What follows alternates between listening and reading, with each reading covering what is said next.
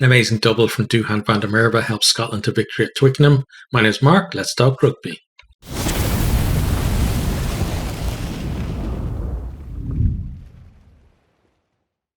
There's a bit of a scrappy start to the game, knock-ons from both teams. We're having scrum resets as well, and it's kind of robbing each of the teams of momentum. They can't really build into the game early on. We have a period then of kick tennis, results in a poor clearance from Russell, gives England a decent position.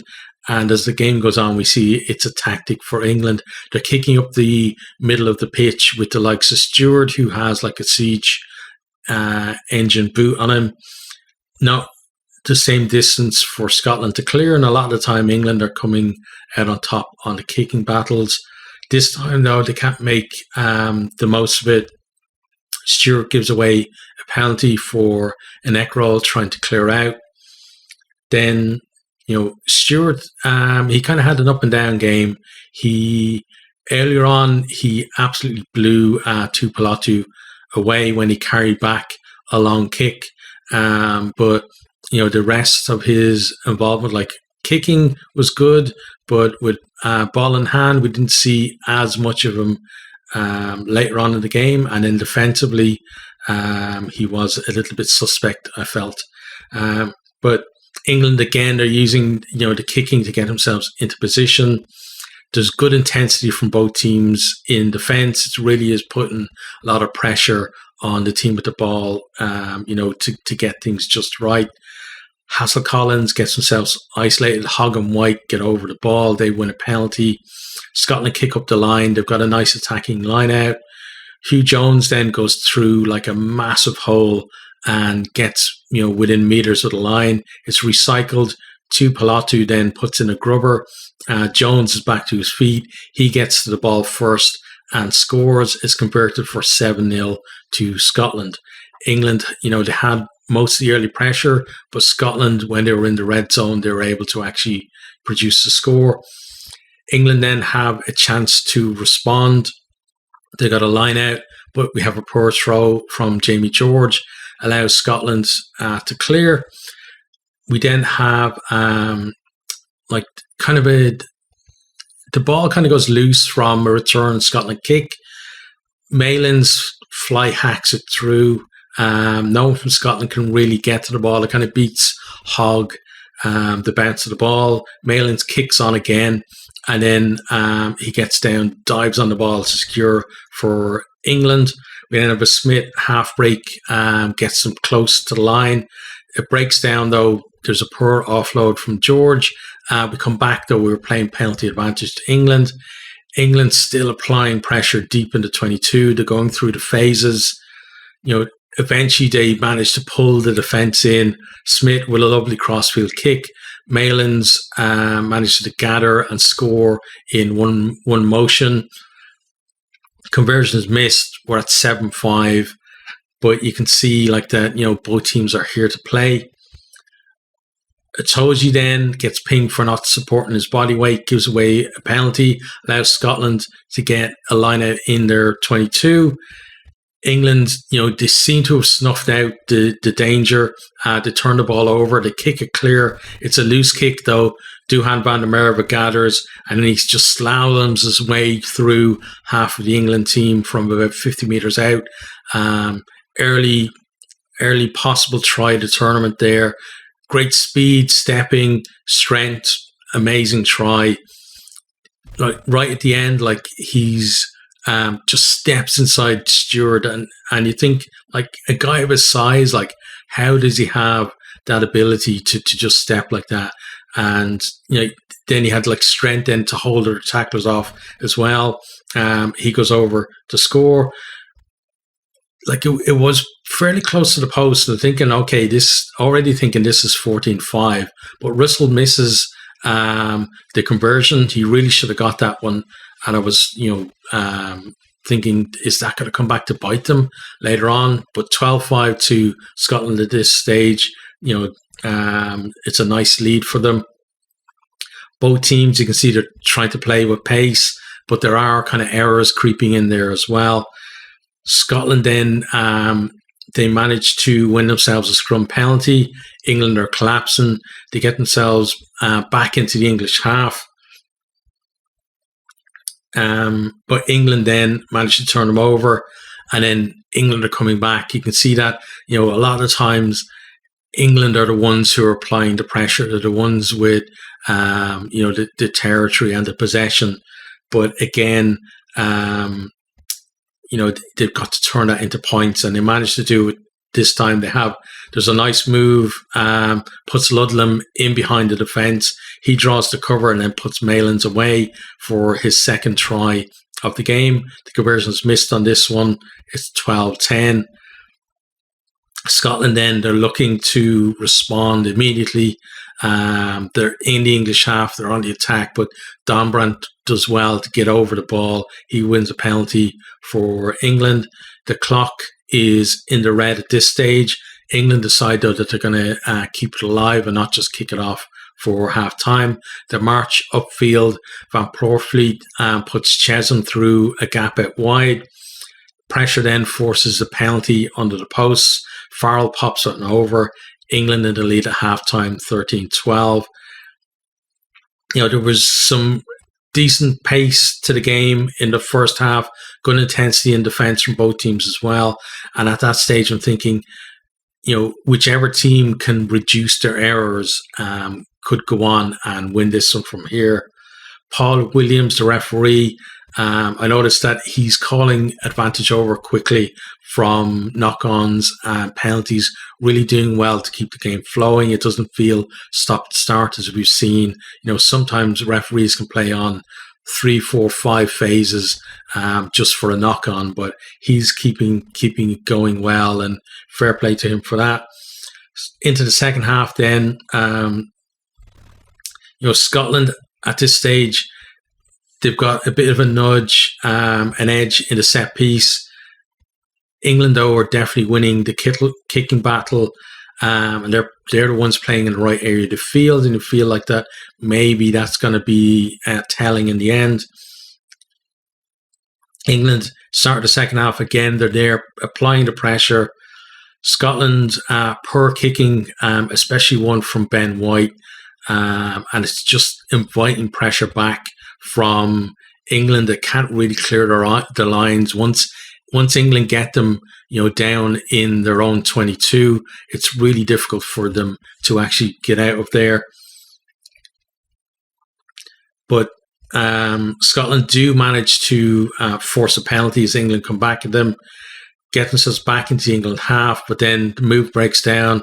Ritchie dropping the ball. It was actually uncharacteristically poor pass from Russell that was kind of down around his shins.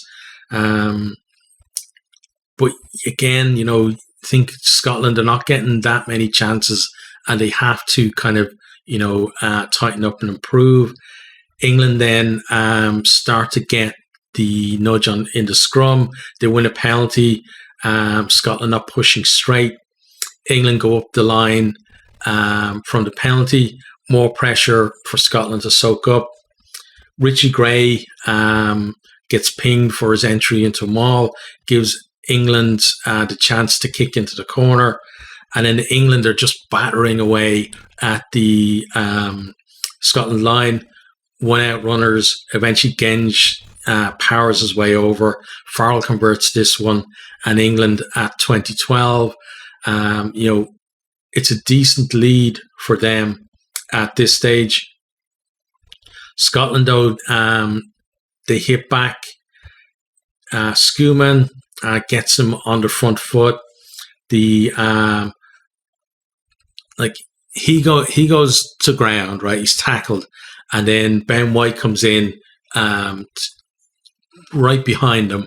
The ball kind of squirts out of the ruck and goes between White's legs, and then he turns. You can see that Ben Curry is coming to try and tackle him. He avoids him, and then he snipes, and he steps. Who was it that he steps? He steps Stewart. Yeah, steps Stewart, and he's able to score. This one was converted. We're at 2019. That stage, game back on, really. England, again, they're going to the kicking. They win another kicking duel, gets them in position. Scotland, again, they're finding it hard to make ground with ball in hand. You can see now that they're trying, though, to keep the ball in hand because the kicking to relieve pressure hasn't been working for them. But England are applying pressure. England, when they get possession, the ruck speed is causing Scotland problems. You can see that it's difficult for them to reset the defence. Van Poortvliet snipes. Scotland seem to be creaking a bit, but then Tuipulotu smashes Smith into touch in the corner. Then from there, Stein and Hogg, they combine, break down the right wing. There's plenty of players in support. Hogg is on the wing. He's got Stein inside him and another 2 or 3 players there as well. There doesn't seem to be that much cover from England, but then his pass kind of goes awry. Like it was almost between 2 different players. It gets knocked on. I feel if that ball had gone to hand, it's probably going to be a try for them, and a big momentum swing in the game if they could do that. But then we have the scrum. England win another penalty from the scrum. They really are getting on top there. They go up the line again with the penalty. Scotland managed to halt them all, and England decide to put it through the hands. Scotland, though, were being aggressive in defence, but then hands coming through the ruck, they can see the penalty. Farrell decides, let's take the points. He obliges from the tee. 23-19 stretches out a little bit of a lead for England into the last 15 minutes. England definitely on top, but you're feeling like Scotland just need that one chance. If they can get another try, maybe it's going to be enough for them. Ben Earl then, he gets pinged at the breakdown. Scotland kick the ball up the line. Russell, he almost finds Stein with a cross kick, but the ball beats him into touch. We come back, though, because Itoje was offside earlier on. We were playing advantage.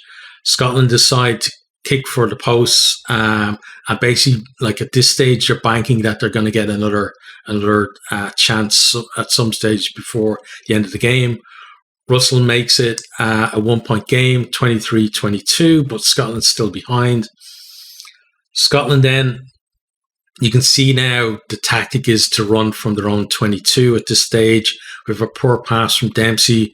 It bounces into touch. He had 2 men outside him, and both forwards, but still there was space out there for Scotland to at least make some ground and just relieve that pressure that keeps coming on them, when England come down into their half. England, they're hunting the bonus point try and a possible winning score. Scotland, though, they're able to weather the storm. They win another penalty. Russell kicks out on the full from open play. England coming back at them, and you're feeling like have Scotland's, is their chance gone at this stage? Are they, going to collapse? It's really is not just a physical, challenge for them now. It's a mental thing as well. Can they go on and win this game? Scotland, they're keeping the ball on the field from their kicks, and at that stage, I'm kind of wondering, why aren't they putting it out? Because every time they're kicking up, they're inviting pressure back from England. When it has gone to the line out, like England's line out hasn't been that great. Scotland have been able to pressure them and win the ball back at times as well. But shows that I know, because Scotland don't kick the ball out. They keep it in field. They manage to work their way upfield. Then they go coast to coast. Great hands from Richie Gray and Jamie Ritchie puts Randa Merva away on the left wing. He steps Smith, and then he powers over with about 3 or 4 defenders around him. And that's the bonus point try for Scotland. Scotland are back in front at that stage. It's converted out wide from Russell as well. We're at 29-23. Not too much longer to to go in the game, but certainly enough time for either side to score again. Scotland then, they get pinged for not rolling away.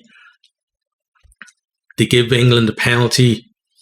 They go to the corner. We've got 2 minutes left on the clock. Crowd, really getting into it, making noise. You see that they're trying to will England over the line, but Scotland get in there, disrupt them all. England then try to go through the phases, but then you can see they're not making ground. Scotland are keeping them at about 10 metres out. Richie then gets himself in over the ball. He wins the penalty at the death. They tap the penalty off the field. That's it, full time. Scotland win 29-23. It really was a gripping game. Like, in both teams, there was a lot of kicking, but it wasn't kicking for no reason. You could see why the teams were doing it. And when the teams had the chance as well, they were attacking and putting the ball through the hands as well. Really big win for Scotland. They had to defend at times, but they did produce some attacking rugby when they were given the chance. Like Van der Merwe's 2 tries, really great. Showed like the breadth of his ability, really. Like the first try, that stepping, and then the second try there was a step in there, but it was all about power, getting over to score. England, they got themselves in great positions, but they didn't really make a count in the end. They were, felt like they were very wasteful when they got themselves into position. And, for the amount of territory and possession that it seemed like they had, I would have expected them, to produce more on the scoreboard. Also, as I said, England's line-out is definitely a work on for them. There was a lot of Scotland got up to disrupt some of the lineouts. Some of the throws are a bit skew as well. And then also just being ruthless is something that, Borthwick's is his first game in charge. They're probably going to improve. But at the end of this one, it's a third win in a row for Scotland over England. And Townsend is going to be the happier of the two coaches tonight.